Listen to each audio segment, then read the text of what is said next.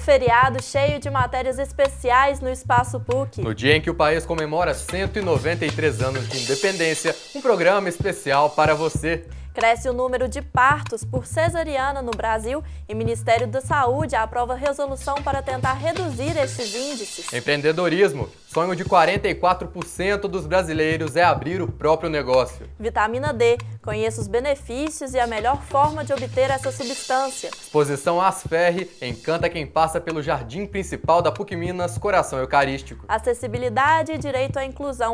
Conheça os desafios enfrentados pelos portadores de deficiência física. Hoje é segunda-feira, 7 de setembro, está no ar o Espaço PUC, o programa que leva até você tudo o que acontece na universidade.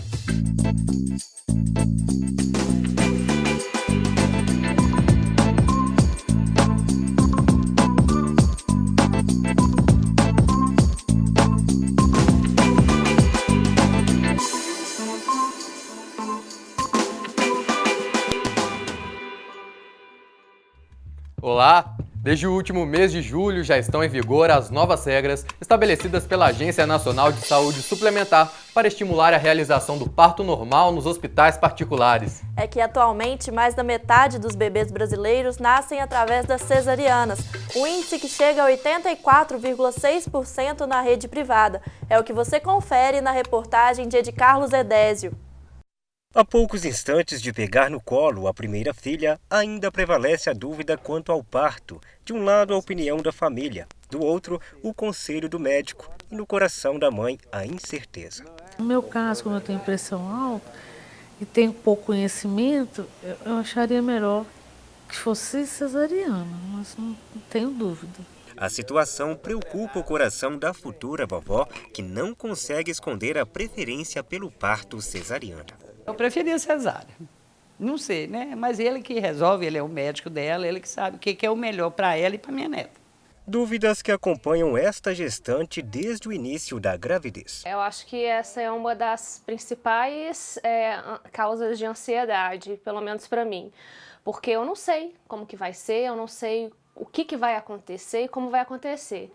E como eu sou muito planejadinha, isso de não saber o que vem pela frente me causa um pouco de ansiedade, de medo. Por isso que eu leio muito, eu procuro me informar bastante de como vai ser. O crescimento no número de cesarianas no Brasil levou o Ministério da Saúde a aprovar uma resolução que impõe justificativa para a necessidade do parto cesárea, que aponta índice alarmante nos hospitais particulares. Dos partos realizados na rede privada no Brasil, 85% são cesarianas, quando recomendado pela Organização Mundial da Saúde é de 15%. Em Minas Gerais, somando todos os procedimentos no estado, essa taxa é de 45%. E quem se recusa a entrar para essa estatística é a veterinária Bárbara Tomás, que preparou muita coisa para receber o pequeno Theo, mas entre elas nunca esteve o parto cesariana. Por quê, Bárbara? Então, eu como profissional da área de saúde, acredito que o fisiológico natural é sempre muito melhor para a mãe e para o bebê. E também acredito que qualquer tipo de cirurgia, inclusive a cesariana, deve ser feita só com alguma indicação médica real, que infelizmente não é o que a gente vê acontecer hoje no Brasil. E você é muito a favor do parto humanizado, né? Sim. O que você tem feito para que esse parto seja o mais natural possível? Bom, na verdade, a gente tem que manter uma vida bem ativa, tanto para o parto natural quanto para o parto normal, não deixar de fazer as atividades que já fazia, praticar exercício físico, né? Tudo isso é muito importante. Ressaltar as vantagens do parto normal é uma das medidas adotadas por esta maternidade particular em Belo Horizonte. A unidade tem mudado a logística nos atendimentos com o objetivo de adequar os partos às reais circunstâncias. A gente tinha por volta de 25% de partos normais, hoje nós estamos por volta de 38% de parto normal, né? Isso no conjunto de médicos que frequentam a maternidade, né? Existem médicos que fazem 80%, existem médicos que fazem 100% de cesariana, né? O nosso objetivo é justamente trocar a cabeça desse médico que faz 100% de cesariana, que ele puxa a média muito lá para cima. Nós implantamos o que a gente chama de PPP. Foi o primeiro quarto pré-parto, parto e pós-parto do sistema público, do sistema particular de saúde de Belo Horizonte, dando toda a segurança que se teria uma paciente dentro do bloco, você ter dentro desse quarto para fazer o parto. Além disso, a gente contratamos uma enfermeira obstétrica. Nós passamos a trabalhar em equipe. Essa enfermeira obstétrica, ela dá segurança ao médico que pode estar ocupado observando um outro trabalho de parto, ou fazendo uma cesariana, ou atendendo consultas, de que aquele bebê está bem, em boas condições, que ele tolera a condução do parto normal. À frente da gestão do hospital, o obstetra aponta falhas na medida do Ministério da Saúde. Do mesmo jeito que nós temos, de um lado, alguns médicos esmerando por fazer cesarianas desnecessárias e algumas pacientes acreditando que a cesariana é o melhor meio de ter a resolução, do outro lado nós temos o Ministério da Saúde querendo impor coisas que não são impostas. Nada se impõe, tudo se discute. Eu acho muito importante a intervenção, sim, do poder público, porque virou uma baderna o parto cesáreo no Brasil.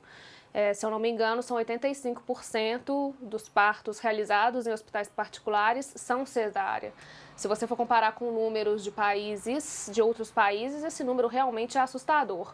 Em muitos casos, eu acho que a maioria dos casos, a cesárea não é por indicação, é por tempo do profissional, a mãe quer escolher a cesariana porque quer se programar, quer que o bebê nasça em tal dia, que ele tenha tal signo, e isso acho isso um pouco absurdo. Quando você programa um parto cesariano, você está determinando se aquele bebê está pronto ou não, sendo que o ultrassom e a idade gestacional em que você se encontra é apenas um parâmetro que você tem e não necessariamente a idade exata daquele feto que está ali. Então você pode, inclusive, no Brasil já é uma realidade bem alta a quantidade de bebês prematuros devido ao parto cesariano. E se a resolução não der conta de moldar a realidade dos partos no Brasil, a solução continua nas mãos dos profissionais.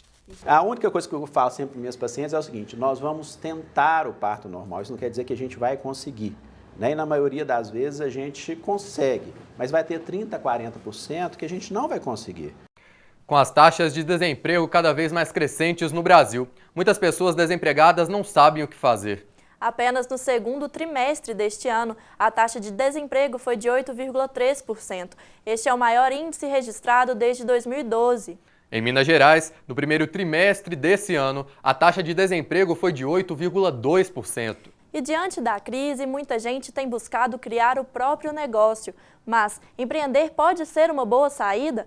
Na reportagem de hoje, vamos conhecer um grupo de jovens com ideias simples, mas importantes, que buscam uma vaga no mercado do empreendedorismo. O que você diria de um moletom que se transforma em mochila? Ou de uma bolsa que pode servir para trocar fraldas de bebês? E de um cupcake salgado? Essas foram algumas ideias trabalhadas pelos alunos do Núcleo de Empreendedorismo Juvenil do Sebrae MG, no espaço Plug Minas. A gente localizou uma demanda muito grande nos moletons, porque muita gente não faz mais a utilização, perde muito e tudo. Então, já existia a T-shirts, que é uma blusinha, uma regata que vira uma bolsa. Então, partindo dessa ideia, a gente pensou em por que não tentar no moletom, né? A ideia simples foi executada por um grupo de 5 alunos. Eles pegaram uma blusa de frio e adaptaram. E a pessoa pode optar por usar a peça como roupa ou mochila. Já essa estudante observou as necessidades das mães e resolveu criar esta bolsa, que tem a função de auxiliar a troca de fralda dos bebês. A bolsa trocadora de bebês, essa bolsa aqui que por dentro possui algumas partes com bolso e a parte para trocar o bebê, foi uma ideia que nós tivemos através da percepção que nós tivemos do mercado, né, que ainda não tinha, e percebendo a dificuldade de várias mães quando elas saíam, que tinham que levar uma bolsa, mais a bolsa do bebê, mais outra bolsa para colocar a fralda e outras coisas. Então aqui a gente resolveu juntar tudo para deixar bem mais prático e fácil para a mãe. E os conhecidos cupcakes não ficaram de fora. Os alunos criaram uma versão salgada do famoso bolinho. Nós desejamos, no momento, era inovar, que é uma das características do empreendedor. Porque empreendedor não é só aquele que administra uma empresa, é aquele que é corajoso, persistente, inovador, que foi o nosso caso. Então nós inovamos a ideia do cupcake, nós fizemos o cupcake salgado, porque é uma comida assim que ela é muito rápida de ser consumida e você pode achar, digamos que quase em qualquer lugar. A gente é movido por aquilo que te dá prazer, aquilo que te faz feliz, aquilo que a gente acredita, né? E a partir do momento que eles vêm, que eles estão desenvolvendo e que a gente acredita no processo, no projeto deles, é muito bacana. Tiago resolveu deixar o emprego para investir no próprio negócio e começou aplicando pouco dinheiro. Eu comecei com R$24. Com esses R$24 eu comprei 2 canecas de porcelana e uma caneta para fazer a pintura na porcelana. E aí eu comecei a fazer os desenhos na caneca. Com apenas 2 canecas eu fiz 30 artes diferentes, porque se eu levasse as canecas ao forno, a tinta ia fixar. Aí o que eu fiz? Eu pintei 2, tirava foto, jogava na página, depois apagava aquelas imagens e fazia outras artes diferentes. E aí eu comecei vendendo para amigos, para parentes aqui no ciclo da Redondeza. E eu comecei a multiplicar aquilo, vendia as 2, depois começava a comprar 4, vendia as 4, comprava 8. É fundamental ter uma gestão adequada desse negócio. Quando a gente fala de financiamento de pequenos negócios, existem algumas alternativas disponíveis hoje no mercado e que cada empreendedor precisa avaliar qual que é a sua possibilidade de captar recursos no mercado para capital de giro e investimento. Logo, o jovem empreendedor percebeu que para crescer era necessário buscar ajuda. Quando a gente busca conhecimento, a gente tem mais facilidade para identificar oportunidades. Então, o conhecimento ele ajuda isso a gente. E eu utilizei isso muitas vezes em prol do meu empreendimento para elevar a questão da qualidade, da entrega, do atendimento ao cliente. Normalmente, as empresas nascem com o recurso próprio do empreendedor, seja uma poupança, um FGTS, ou um recurso emprestado de um parente. Esse é o recurso que normalmente os empreendedores utilizam. Alguns empreendedores também não precisam de recurso para iniciar, porque se ele trabalha com a venda da força de trabalho dele, às vezes ele recebe o recurso antecipado do seu cliente. O fato é que uma linha de crédito de financiamento bancário para quem está começando o negócio é sempre mais complicado, porque ele tem dificuldade de mostrar para o banco o fluxo financeiro que ele tem, de oferecer garantias. E o Tiago já pensa no futuro crescimento da microempresa. A ideia é expandir os negócios para novos segmentos. A gente já tem um plano de carreira que a gente estipulou em média de 5, 6 anos para Barril Criativo. A gente quer consolidar a nossa loja virtual, colocando novos recursos de forma que o próprio cliente possa personalizar no site. Depois disso, a gente quer buscar um local para aplicar a nossa loja física. E isso vai ser o motor para medir o último passo, que a gente pensa em franquear a Barril Criativo. Para empreender, não basta um livro de receitas, mas apenas criatividade, planejamento e inovação. E, claro, buscar a ajuda de um especialista. A primeira dica que tem que ficar para o empreendedor que está iniciando, que ele precisa ter um bom histórico de relacionamento com o sistema financeiro. E que na medida que o negócio dele está nascendo e se desenvolvendo, que ele realmente movimente a conta no banco, né, e que ele procure aquela linha de financiamento que tem a ver com a modalidade que ele precisa.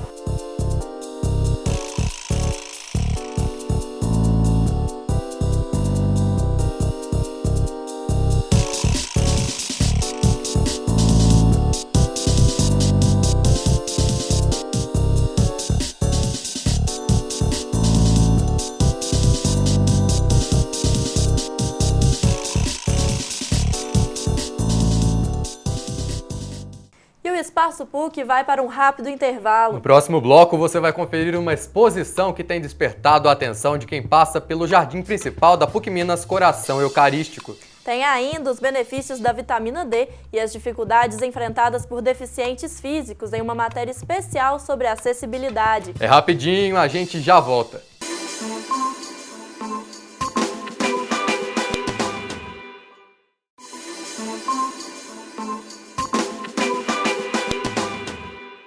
O Espaço PUC está de volta. A PUC Minas sempre recebe exposições de artistas talentosos e que despertam o interesse de quem passa pelo campus. E está rolando uma exposição que tem atraído muita gente. É a exposição Ars Ferri, do artista plástico Pedro Miranda. Ela está localizada em frente ao prédio 6, Jardim Central do campus Coração Eucarístico, onde fica até o dia 12 de setembro. Confira! A exposição Ars Ferri, do artista plástico Pedro Miranda, está instalada no campus da PUC Minas Coração Eucarístico. As obras chamam a atenção pelos detalhes mínimos. A matéria-prima utilizada é o aço naval, aço de grande resistência às ações climáticas.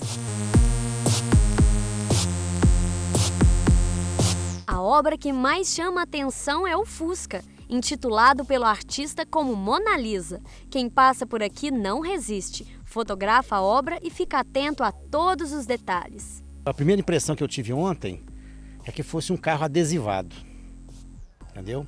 Aí quando eu cheguei perto é que eu vi que ele era todo vazado, né? Quer dizer, recortes, né? Assim, desenhos muito pequenos numa chapa que, em princípio, a impressão que você dá é que se você fizesse um recorte como uma renda, né? Como está aqui na lata de um carro, ele desmontaria, né? Na verdade. E ele conseguiu fazer todos esses recortes, desenhos, figuras e tudo, né, com um intervalo muito pequeno entre uma peça e outra e não rasgar, né, a lataria. Acho que um cenário bonito igual esse aqui, que passa uma certa sensação de paz pra gente, e a gente se depara com um Fusca, que é um carro tão icônico para a sociedade brasileira em geral. Todo mundo tem na família a história de alguém com Fusca, né? E tão detalhado, floreado, bonito desse tanto, sinceramente alegrou bastante a minha tarde. As obras de Pedro Miranda têm características muito peculiares e que instigam nossa memória a pensar no processo de transformação do ferro. No caso do Fusca, o artista levou quase 3 anos para finalizá-lo. Já fazia as esculturas e aí eu esculpi, eu vi no ferro velho uma porta de um carro, falei, por que não e tal. Comprei a porta e fiz. Eu olhei a porta e pensei, então, um carro inteiro vai ser bom. Aí comprei primeiro uma sucata, uma carcaça. Mas aí comecei a gostar muito dela, estava muito bonita. Aí resolvi, tive que comprar um outro Fusca para passar essa carcaça para ele. Para então virar o Fusca que é um carro que eu posso andar com ele se quiser, essa coisa. Não ando quase porque é mais difícil andar com ele. Porque as pessoas querem tirar fotos, saber tudo e tal. Que é esse o objetivo, era agradar mesmo. Só que aí não ando. Então, ao todo, eu fiquei uns 3 anos mexendo com ele até ficar pronto. Mas se pegar direto, fazem menos tempo. Me deparar com um carro, né? Essa obra de arte tão interessante, fico pensando o que passa um pouco na cabeça do autor, né? Para conceber, para trabalhar, e a gente percebe que é uma obra bastante cheia de detalhes, cheia de riqueza. Achei muito interessante, muito legal. Todo mundo espera ver um carro por inteiro, comprar um carro por inteiro, aí vem um cara e fura o Fusca todo, velho, muito louco. Você olha de longe, parece uma pintura, algo diferente. Na hora que você chega é outra realidade, é outra situação. Muito bacana mesmo, gostei.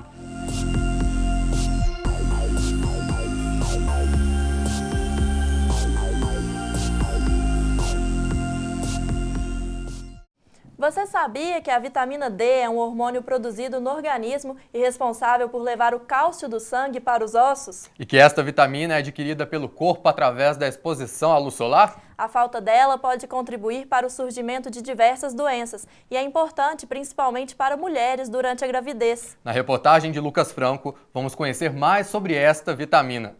Essencial para o corpo, responsável pela absorção de cálcio após exposição à luz solar. A vitamina D é um hormônio importante, principalmente na formação de ossos e dentes. Mas a falta desta substância pode gerar consequências. A deficiência de vitamina D está ligada a vários problemas. O mais clássico dela é o raquitismo, né? Que é a deficiência de vitamina D na infância, que dá deformações ósseas importantes, quadros graves efetivamente. E, portanto, ela é uma vitamina essencial à vida, é muito importante a vitamina D. A sua deficiência está relacionada a alterações metabólicas, como eu disse, aumento do risco de fraturas nas pessoas adultas e nos idosos e prejuízo no crescimento e no desenvolvimento nas crianças. A vitamina D está presente em alimentos como queijos, leites e também nos peixes, dentre eles o salmão e o atum. E de acordo com estudos, esta vitamina pode contribuir para o cérebro, o coração e o sistema imunológico. Tem muitos estudos acontecendo no mundo em relação à prevenção ao uso da vitamina D na prevenção de câncer e em algumas outras doenças. Nenhum estudo concluiu ainda. Basicamente, a vitamina D hoje é usada para o controle do cálcio ainda. Eu acredito que esses estudos podem ser que eles comprovem que ela tem algumas outras funções, mas a gente não pode cientificamente comprovar e afirmar como médico que a vitamina D tem outra função no organismo. A vitamina D pode ser adquirida através do consumo de diversos alimentos, mas boa parte mesmo vem da luz do sol, o que representa 90%. O grande problema é que a maioria das pessoas passa o dia inteiro em ambientes fechados e a falta dessa vitamina pode ocasionar o surgimento de novas doenças. De maneira geral, digamos que 20 a 30 minutos exposto ao sol de maneira direta, com boa área de exposição ao sol, num período de boa insolação entre 10 da manhã e 2 horas da tarde, umas 3 ou 4 vezes por semana, provavelmente é suficiente. Para a produção de vitamina D, o sol de 8 horas da manhã ele é praticamente insignificante, porque o pico de ultravioleta B, que é usado para a produção da vitamina D, ele está muito baixo, a incidência é muito baixa. Hoje em dia a gente não recomenda a suspensão do uso do filtro solar como medida de tratamento de deficiência de vitamina D. Uma vez diagnosticada a deficiência de vitamina D, a gente repõe a vitamina D e continua usando o filtro solar. O estudante Matheus Teixeira costuma pegar pouco sol durante o dia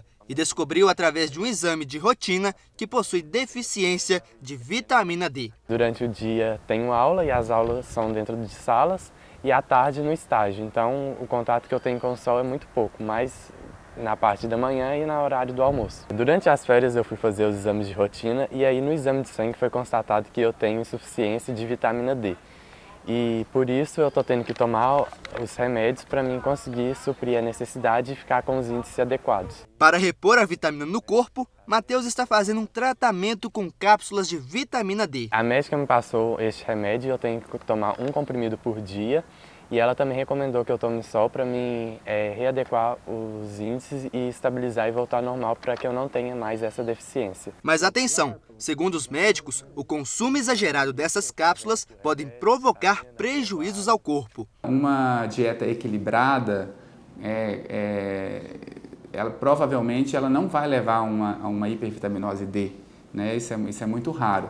É claro que numa suplementação, se for uma suplementação errada, numa dose muito elevada, isso pode acontecer. Então, por isso que é sempre bom fazer essa reposição com prescrição médica. Aquelas pessoas que não têm uma boa exposição ao sol, especialmente aquelas que têm história familiar, por exemplo, adultos com história familiar de osteoporose, deve dosar a vitamina D e, se estiver baixa, avaliar com seu médico a necessidade e o benefício da reposição. Ir ao teatro, cinema, tomar água ou até mesmo ir ao banheiro. Essas são algumas atividades rotineiras, mas que muitas vezes não podem ser realizadas por pessoas com deficiência física ou motora. Algumas cidades brasileiras possuem um guia prático de acessibilidade para que os cadeirantes, cegos e surdos possam ser incluídos nas atividades cotidianas. Mas será que essas medidas estão sendo respeitadas? O termo acessibilidade trata de incluir os diversos tipos de deficientes em serviços, ambientes, utilização de produtos e mercado. Apesar do termo ser muito utilizado, o preconceito ainda existe. Já sofri, até para pegar um táxi não era fácil, às vezes a pessoa passava direto, o próprio ônibus, lotação também, não queria parar no ponto de ônibus para gente, entendeu? Hoje, com as conquistas, né, com as conquistas, com os resultados, entendeu? Hoje tem táxi acessível, adaptados, né, com elevador, os ônibus têm elevadores também, mas diversas vezes eu sofri preconceito, entendeu? Em vários lugares. Uma vez aconteceu, eu estava indo para a escola aqui na Francisco Salles, e eu esbarrei num casal de namorado, né? Aí a moça foi e xingou. Não sei para que cego sai de casa. Se sai, devia sair acompanhado. E as histórias não param por aí. Às vezes, as perguntas são bem indiscretas. Quem que te arruma para você vir trabalhar? Quem penteia seu cabelo? Quem não sei? Eu falei, eu mesma. Eu mesma me arrumo. Alguns avanços, como ônibus com elevador, já foram conquistados. Porém, a acessibilidade em Belo Horizonte ainda precisa melhorar. O piso tátil tem a função de guiar o deficiente visual pelas calçadas. O problema é que, como se pode ver nessa rua, de repente ele acaba. E o deficiente fica apenas com as irregularidades encontradas no caminho. É rampa, é degrau, sabe? Orelhão, né? Esse telefone na parede, tem aquele degrau mais alto. Aquilo ali a gente tem que vir com muita atenção, porque senão a gente acaba caindo daquele degrau, né? E também, assim, cadeira, mesa do lado de fora de barzinho, de lanchonete, mangueira, né, exposta assim no chão, moto em cima da calçada. Andréia se tornou deficiente física aos 15 anos de idade, por causa de um acidente com arma de fogo. Hoje ela é presidente da Associação Mais Acessível e afirma que foi a própria deficiência que a incentivou na luta pela acessibilidade. Eu acho que a gente só conhece, só percebe a dificuldade quando a gente convive com ela, né? Seja gente deficiente, ou parente de algum deficiente, ou alguém que tenha alguma limitação, a gente só começa a reivindicar ou acordar para as coisas mais difíceis quando a gente realmente convive com elas. Mesmo com todas as dificuldades encontradas, a luta continua. E nem mesmo preconceito inibe a conquista dos direitos. Todos nós sofremos, né, por ser deficiente, por sermos negros, por sermos bonitos, por sermos feios, né, por sermos obesos, por sermos magros. Todos nós já sofremos algum tipo de preconceito. Mas isso nunca me inibiu de estar, ou de ir, ou de fazer alguma coisa que eu queira fazer. E esta edição especial do Espaço PUC fica por aqui. Amanhã nós voltamos ao vivo às 4h30 da tarde. E não se esqueça que você pode participar do nosso programa. Mande sugestões pelo e-mail espaçopuc@pucminas.br. Até mais!